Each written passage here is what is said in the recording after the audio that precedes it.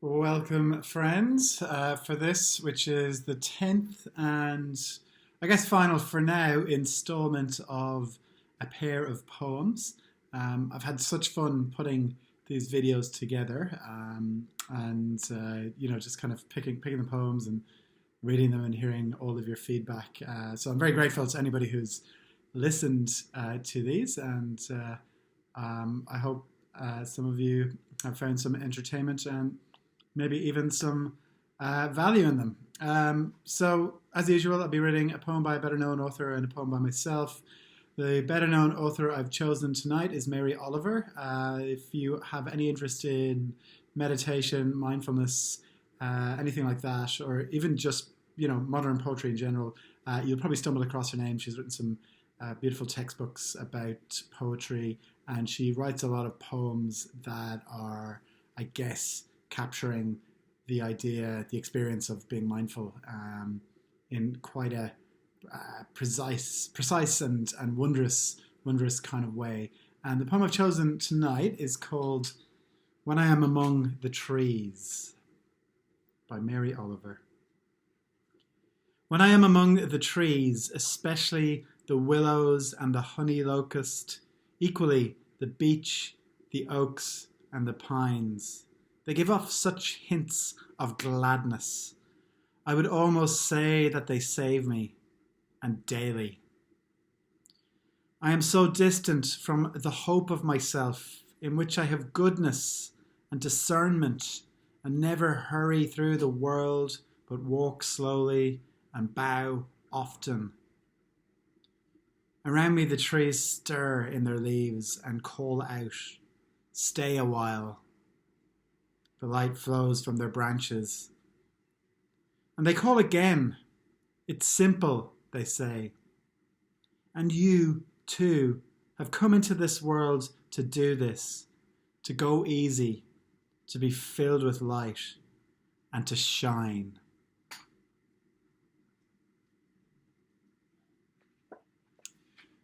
Oh, beautiful poem. It's really a call to presence.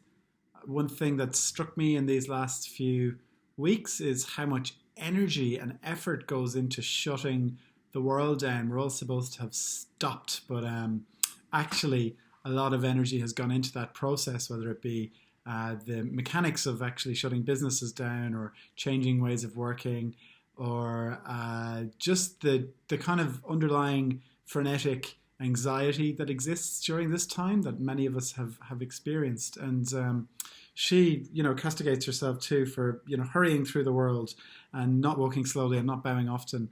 And the poem is her reminder to herself to do that, and her reminder that all you have to do is just be here, look around, look at the actuality of the simplicity of trees, nature, connect with that experience, be present, and you'll lose the sense of that rushing, the sense of that hurry, and remember to be reverent and to shine. And it's just, it's so well captured. I think it's gorgeous. Just listen to it again. You don't need to hear me rabbit on about it.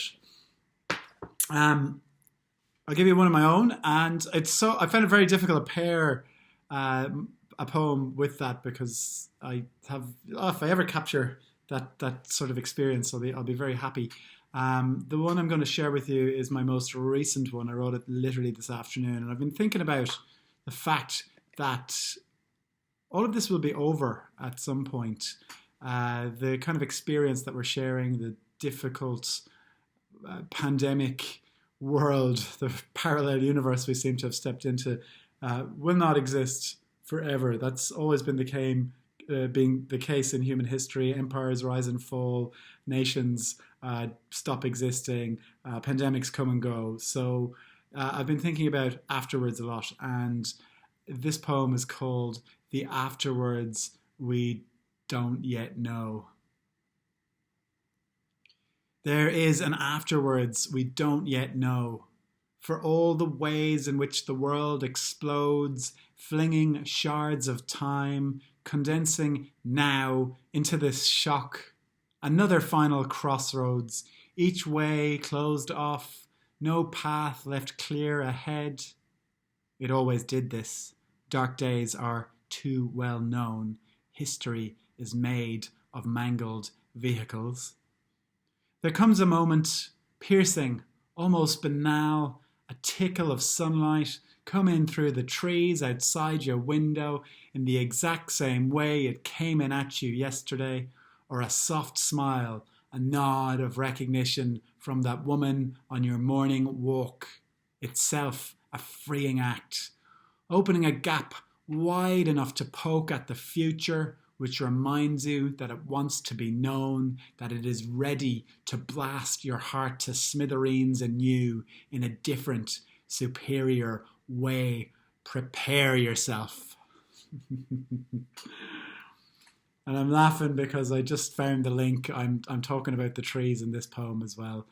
So maybe that's why I was called to read it alongside Mary Oliver's. So there is an afterwards. We don't yet know it. We'll get to know it when it presents itself, when the world explodes on us in a different way in the future. Hopefully an explosion of goodness and, kindness and normal relations between humans being restored. That's what I hope for. And that's what I hope for all of you. So thank you again for engaging with this mini project. I'll turn it into something else, no doubt. There's definitely going to be a way for me to keep sharing poems on video. And love to hear from you.